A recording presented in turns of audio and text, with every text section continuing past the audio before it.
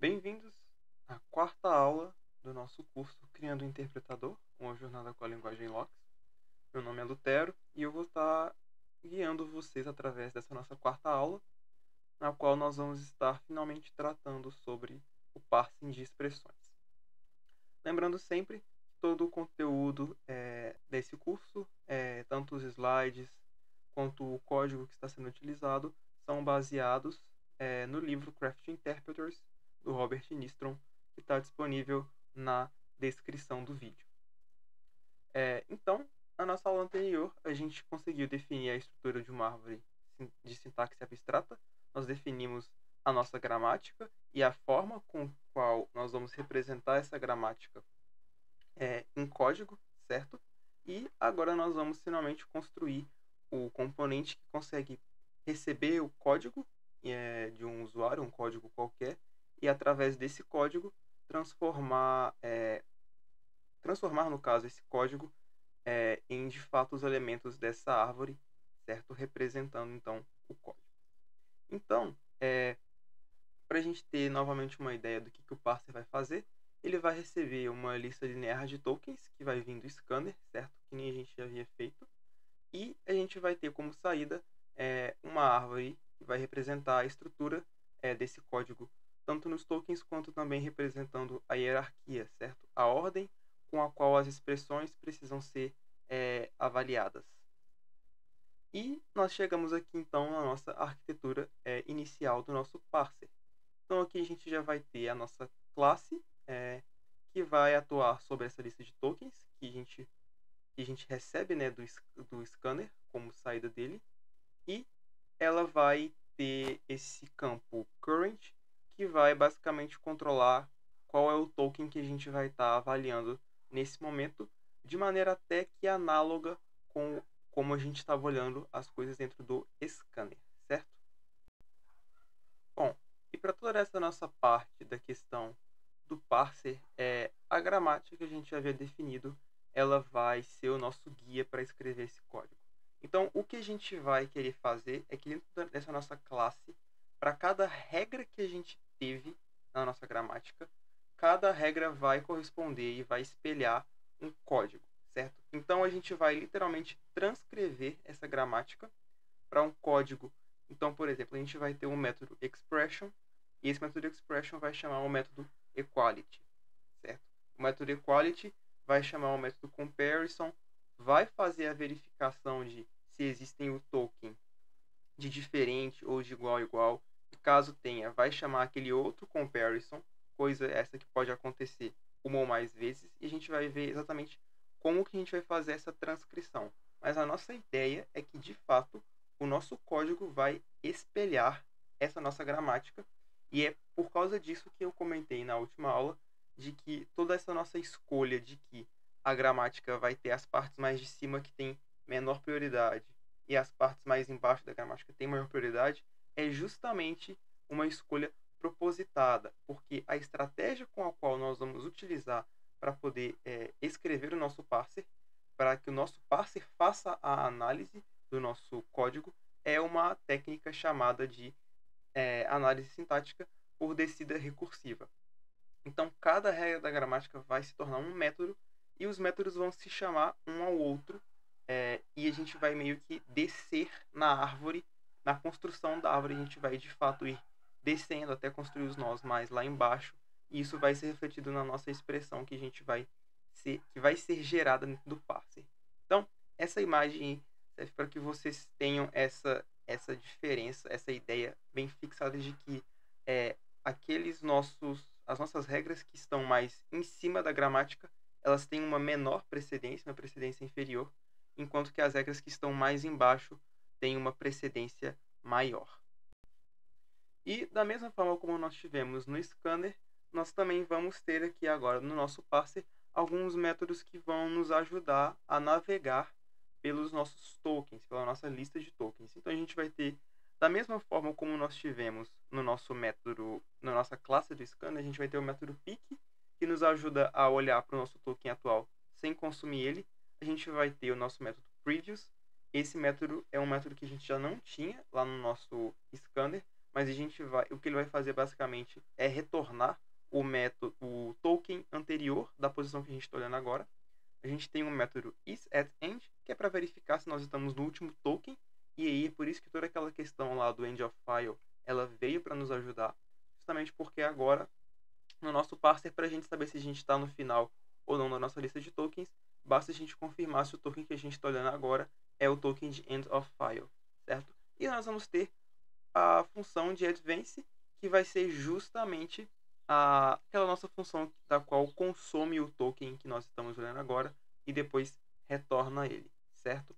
Nós também temos a função check, que vai funcionar do mesmo jeito que aquela nossa função match, praticamente. Ela vai verificar se o token que a gente está olhando atualmente ela é do mesmo tipo que a gente está esperando, certo? A única diferença principal dela para a match que a gente tinha lá no nosso scanner é que a match também consumia esse token se ele fosse o que a gente esperava. No caso lá era um caractere, né? Se o caractere fosse o caractere que a gente esperava, retornava true e consumia ele. Aqui verifica se o token é do tipo que a gente está esperando, e se for apenas retorna true, não consome esse token. E aqui de fato nós temos a função match, que ela vai de fato ser igual à função match que a gente tinha lá no nosso scanner, né? Ela vai verificar se o tipo do token é o tipo que a gente está esperando, e se for, ela retorna true e avança, né? Consome aquele token, senão ela só retorna false. E aqui nós de fato começamos a implementar as nossos métodos, né, dentro do nosso parser, que vão corresponder, como eu havia falado, justamente às nossas regras, né? Nós vamos ter um método para cada uma das regras. Então, começando pelo primeiro e também o mais fácil, certo? É o método expression. Ele vai de fato receber, né, um método expression, e esse método ele vai simplesmente chamar equality. É literalmente o que a gente tem na regra. A regra expression, ela pode ser o não terminal expression, ele é derivado para equality, e é exatamente isso que a nossa função vai fazer. Ela chama a função equality, ela deriva para equality, ela delega a análise para a próxima regra na hierarquia de precedência. E aí agora nós vamos, antes da gente entrar nos operadores binários, né, a gente vai analisar um padrão, certo? Então, todas as regras que a gente vai ter, que são de operadores binários, a regra factor, a regra comparison, a regra term, etc., elas vão seguir um padrão de código que é muito semelhante para garantir que exista a associatividade à esquerda. O que é associatividade à esquerda? Significa que quando a gente olha para uma expressão que é gerada por essas regras, elas vão ser todas associativas à esquerda. Então, elas realizam as expressões da esquerda para a direita. As expressões são analisadas da esquerda para a direita. Então, por exemplo, quando a gente suponhamos que a gente vai gerar uma regra utilizando o term, que é aquela que gera a soma. Então, a gente vai poder gerar, por exemplo, 1 mais 1 mais 1 mais 1 mais 1. Ou 1 mais 2 mais 3 mais 4. Então, quando a gente vai executar essas operações, a gente primeiro soma os que estão mais à esquerda. Então, é 1 mais 2, o resultado disso somado com 3, e o resultado disso somado com 4. Ou seja, a gente vai executar a nossa regra da esquerda para a direita. E é isso que é garantir a associatividade à esquerda. De maneira análoga, como a gente vai ver mais para frente no operador unário, a associatividade à direita, ela é o contrário, a gente analisa da direita para a esquerda. Mas, enfim. Então, a gente vai primeiramente analisar o operador da esquerda, certo? Que, como a gente já viu isso na regra, se a gente tem, por exemplo, o term, a gente chama o factor, certo? Então, a gente vai primeiro olhar para o factor, depois a gente vai entrar num loop, que ele vai continuar enquanto o operador for o token da regra. E aí, dentro do loop, a gente vai consumir o token do operador, analisar o operador da direita, e depois combinar esse operador da esquerda e o da direita em um novo nó, que vai ser um novo operador da esquerda, certo? Então, vamos olhar para isso com calma, primeiro pensando na nossa gramática, certo? Então, pensando na nossa gramática, o que a gente vai fazer? Vamos olhar para a regra term, certo? Então, qual que é a ideia? A gente vai chamar o nosso operador da esquerda, que no caso é factor. Então a gente vai falar factor, no caso o método factor. Factor, derive o que você precisa derivar e faça isso, ok? Depois que o factor derivar tudo que ele precisa derivar, então o factor vai fazer o que ele tiver que fazer, que para term não importa, certo? Para o método term não importa o que o factor vai fazer, certo? Então, o factor faz o que você tem que fazer. Depois que ele fizer isso, ele vai verificar se existe um token, que é o token, no caso do term, menos de subtração, ou o token de adição, que é o token mais. Caso tenha algum desses, aí ele entra dentro daquele loop, certo? Que é aquilo que a gente falou, que vai ter o loop. Que ele vai falar, ele vai analisar esse operador para poder ver qual que é, se é o menos ou se é a subtração ou a adição, e vai falar para o factor. Bom, já que nós temos a subtração, ele vai falar, factor, analise agora então a nossa parte da direita, que nós vamos ter que ter ela. E aí, depois que analisar essa parte da direita, isso é um loop. Ele olha de novo para o token. O token de agora é uma subtração ou uma adição? Se for, ele repete todo esse processo. Por quê? É justamente a ideia de você poder gerar 1 mais 1, 1 mais 2, mais 3, mais 4. Ele vai falar, factor, olha para esse termo da esquerda. Aí ele viu que o termo da esquerda é 1. Ele olhou, agora o que a gente tem? A gente tem um mais. Então eu preciso olhar o termo da direita. Factor, olha o termo da direita. Era um 2. Aí ele vai repetir a pergunta. Eu tenho agora um token que é subtração ou adição? Tenho. Então 1 mais 2 mais 3. Então tem um mais. Factor, olha o da direita de novo. É o 3. Enquanto isso, o 1 mais 2 está guardado. E essa é a ideia que a gente falou de estar guardado na expressão da esquerda. Então, vamos olhar para isso, como ficaria, por exemplo, quando a gente pensa em código. Pensando aqui na nossa regra equality, ela vai seguir aquele mesmo padrão que eu estava explicando do term, certo? Então, a gente vai, primeiramente, falar para o comparison olhar o nosso operador da esquerda. Então, olha o operador da esquerda. Ele vai fazer toda a derivação que ele precisa fazer das regras da gramática. E depois que ele fizer isso, ele vai perguntar. Eu tenho agora, né, o sinal de diferente ou o sinal de igual a igual, usando a função match. Se ele tiver algum dos dois, ele vai pegar o operador e ele vai falar, comparison, olhe a minha expressão da direita. E ele vai ter aí uma nova expressão, que vai ser uma expressão binária formada. A gente tem o operador da esquerda, o operador, a expressão da esquerda, o operador, né, que vai ser a nossa operação, se é de diferença ou de igualdade, e a nossa expressão da direita. Beleza? Beleza. Depois que ele fizer isso, a gente tem esse nó que está pronto. E aí ele vai olhar. Eu tenho mais uma, eu tenho outro desses, eu tenho ou uma diferença ou uma igualdade. Se eu tiver, eu posso entrar de novo e fazer o mesmo loop. Eu tenho, por exemplo, 1 igual a 2, uma expressão, né? 1 igual a 2, igual a 3. A gente sabe que isso vai retornar false, certo? Mas isso é uma expressão válida. Então, 1 igual a 2, eu tenho isso nesse momento. Então, isso vai se tornar a minha nova expressão da esquerda. E a minha expressão da direita vai ser o 3 e eu tenho o operador igual de novo. Certo? Acredito que tenha ficado claro, mas é basicamente essa a ideia. E esse mesmo padrão ele vai seguir para todas as nossas regras. Você pode perceber que o código é praticamente a mesma coisa para comparison também, para term também e também para factor, que vai ser justamente a mesma coisa, certo? É a mesma ideia. A gente vai olhar para a esquerda, pede para que seja derivado tudo que tiver para a esquerda, olhamos para o operador, vemos se o operador ele é o operador que representa essa regra. Se não for, a gente só retorna essa expressão que a gente já gerou da esquerda. Agora, se for igual, a gente vai pedir para que derive à direita e vai verificar se tem de novo esse operador. Se tiver, isso que a gente já tinha feito se torna a nova operação da esquerda. A gente vai acumulando operações para serem feitas. E aí nós temos agora a nossa regra unary, que vai ser a nossa regra, como eu havia falado, que ela vai ser associativa à direita.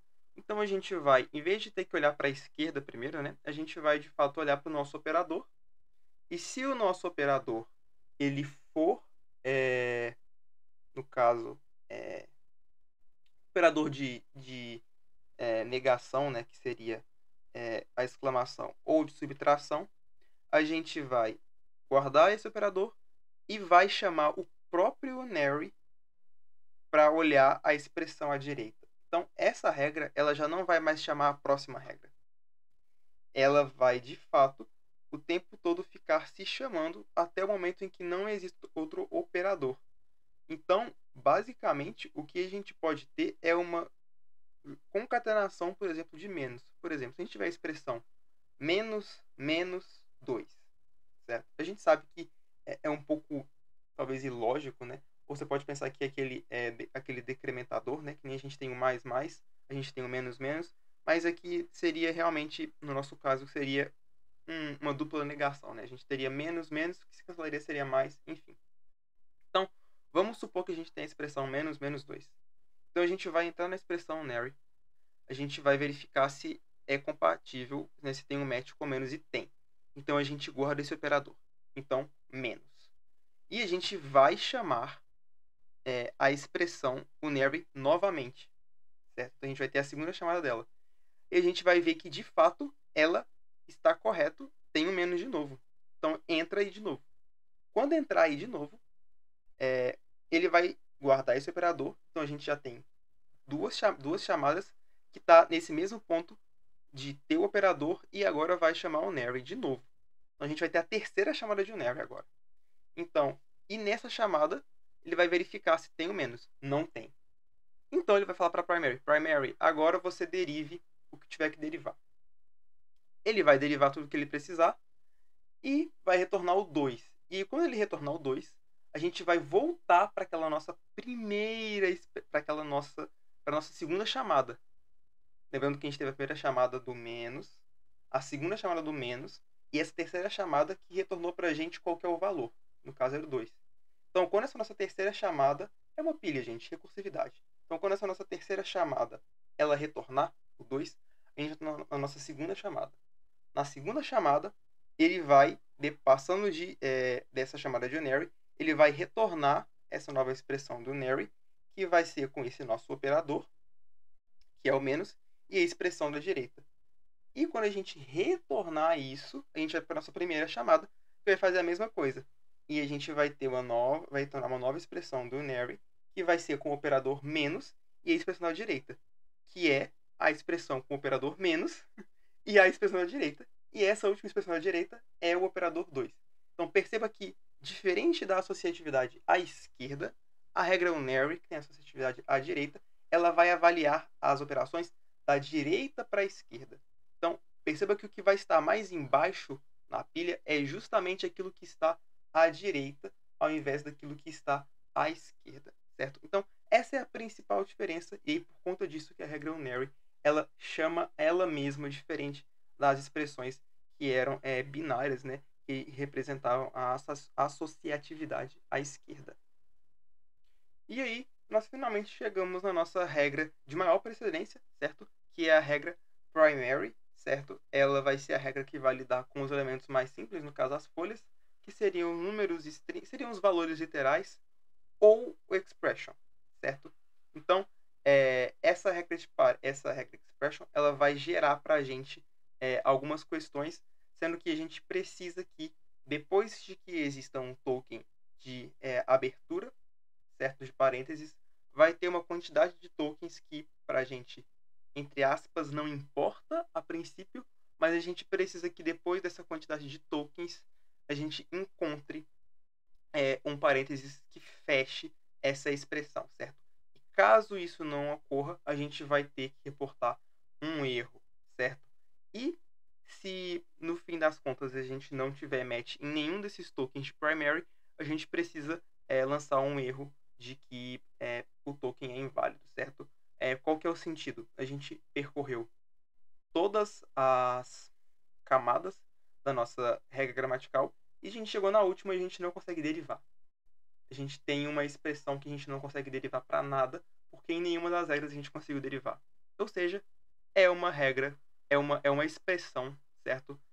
Que não consegue ser gerada pela nossa gramática, por isso ela é inválida. Então, quando a gente olha aqui para o nosso código, a gente vai realmente, de fato, analisar, né? Se é o token de false, de true, de nil, de número, de string.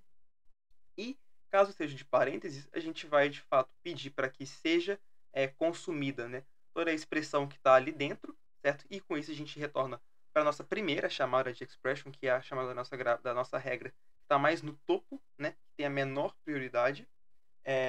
E a gente vai usar essa função consume, que daqui a pouco a gente vai explicar ela, para a gente consumir o nosso parênteses direito, né? Qual que é a ideia? Depois que a gente avaliou toda a nossa expressão que a gente tinha entre parênteses, é necessário que exista um parênteses fechando. A gente não pode ter um parênteses que abre e depois ele não tem nenhum fechamento. Então, isso vai retornar um erro, certo?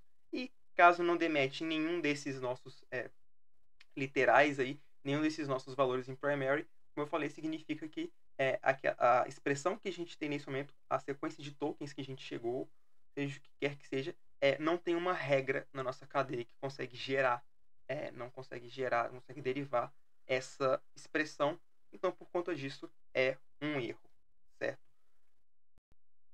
E agora que nós estamos pensando nessa questão de erro, a gente precisa começar a refletir e a pensar em como o nosso parser, né, como essa nossa estrutura do nosso interpretador vai lidar com erros. Em específico aqui estamos lidando com os erros de sintaxe, né? Os erros relacionados à nossa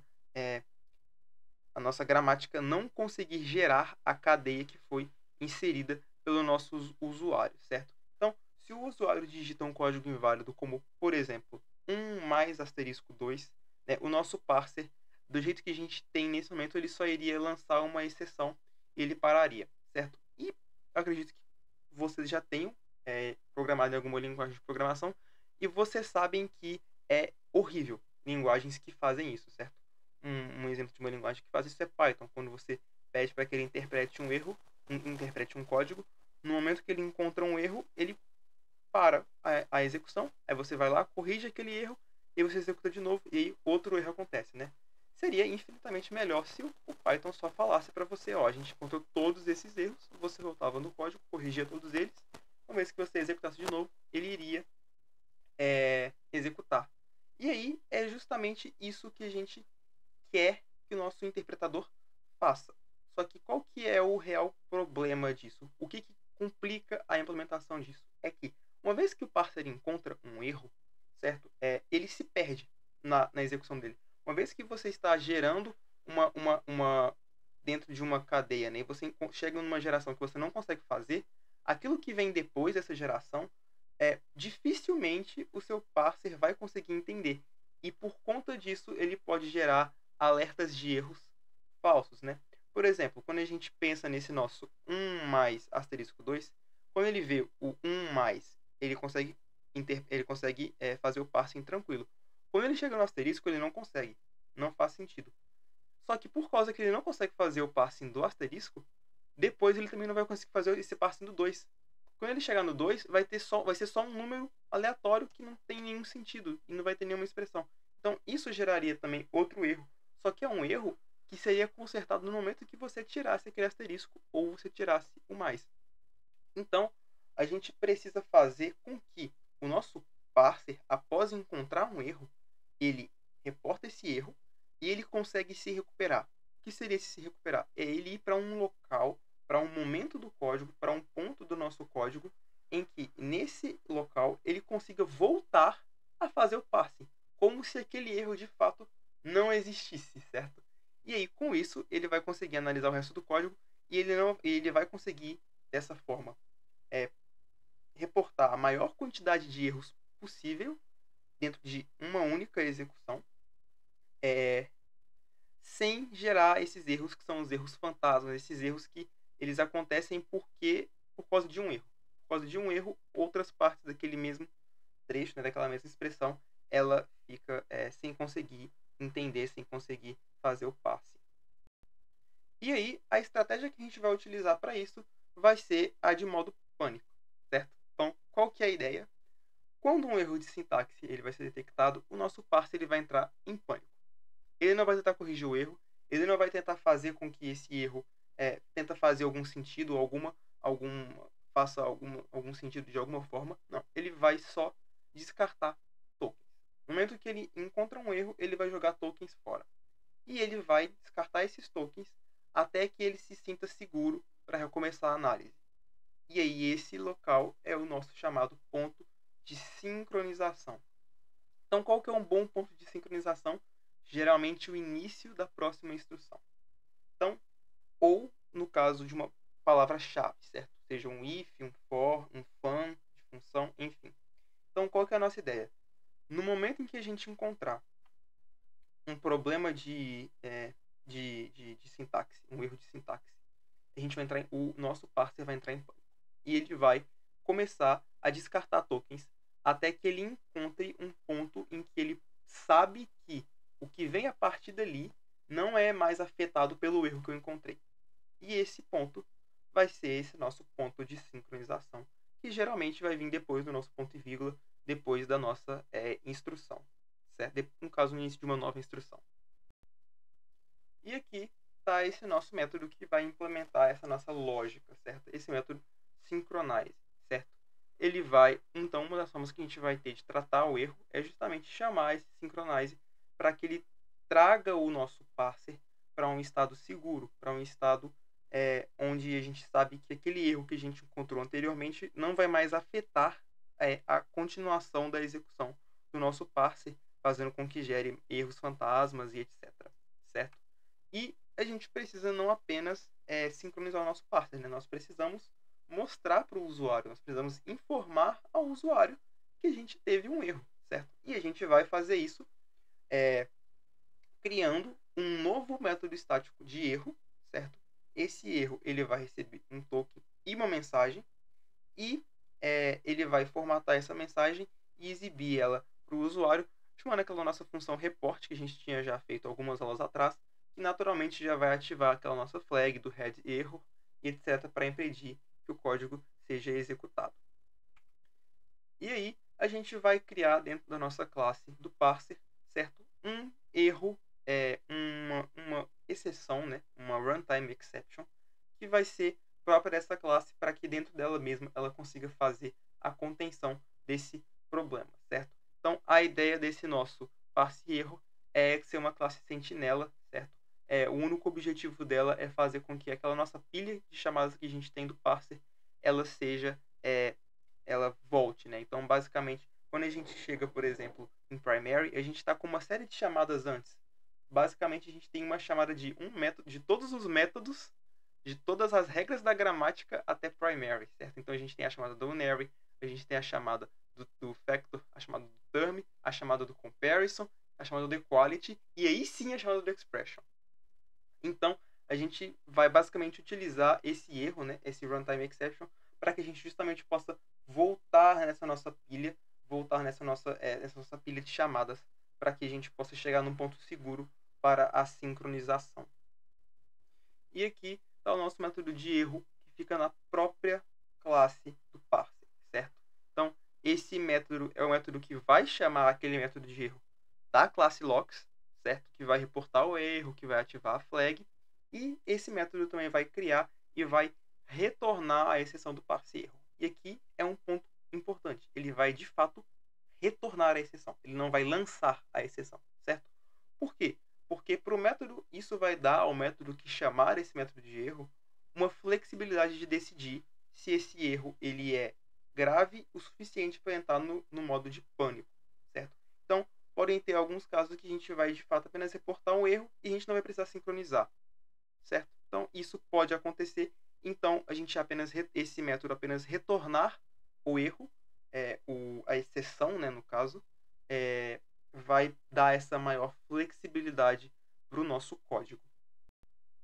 E aí, um exemplo disso seria o nosso método consume, né? Esse método que nem a gente tinha falado mais para trás, naquela nossa parte lá sobre a nossa função, sobre o nosso método primary, o consume que naquele caso vai estar esperando o nosso parênteses que feche, né, o nosso parênteses da direita, e ele já vai de fato atirar, ele vai atirar a exceção caso ele não encontre de fato o parênteses de fechamento, certo?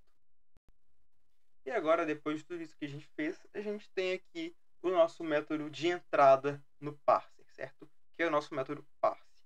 Esse método ele vai ter a chamada nossa primeira regra, que é a expression, dentro de um try catch, certo? Que nesse momento, por enquanto, apenas vai retornar nulo, certo?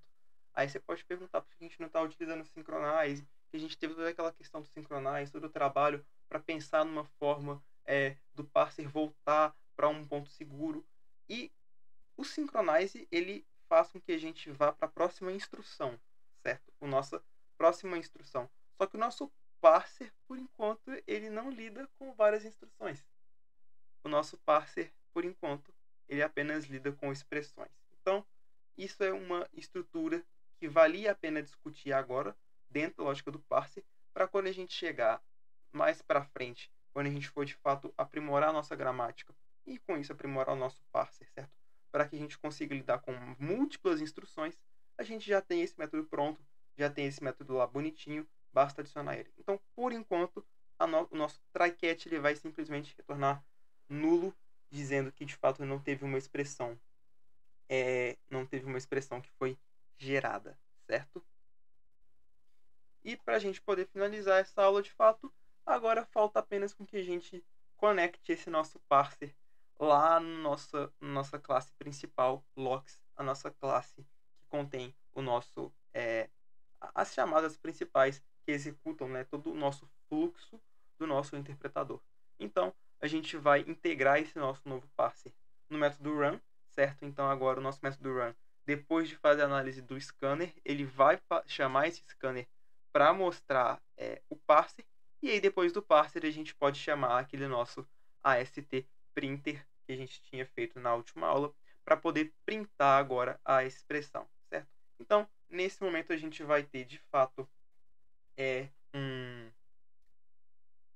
a gente consegue de fato pegar uma expressão, tokenizar ela e depois dessa tokenização, né, com o nosso scanner, a gente consegue transformar isso numa AST, numa representação hierárquica, e a gente agora vai poder printar ela e na nossa próxima aula a gente vai poder de fato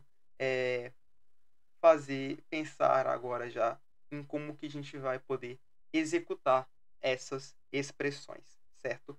Então, aqui tem para vocês alguns desafios, certo, de implementação e também para vocês refletirem, certo? Recomendo que vocês façam ele e nós vamos ficar por aqui. Então, nessa aula a gente conseguiu fazer todo o nosso parser, toda a nossa estrutura de parsing, de fato, baseado em toda a nossa gramática que a gente tinha construído na última aula, certo? E agora a gente consegue, de fato, representar a estrutura de maneira hierárquica das nossas expressões, certo? Então, é isso, né? Ficamos por aqui nessa aula. Nós esperamos que vocês tenham gostado. Compartilhe, certo, com os amigos, com alguém que você acredita que vá curtir essa aula. Não esqueça de deixar o like. Confira a descrição depois para vocês terem acesso aos materiais que nós estamos utilizando e disponibilizando aqui para vocês. E é isso. Até a próxima.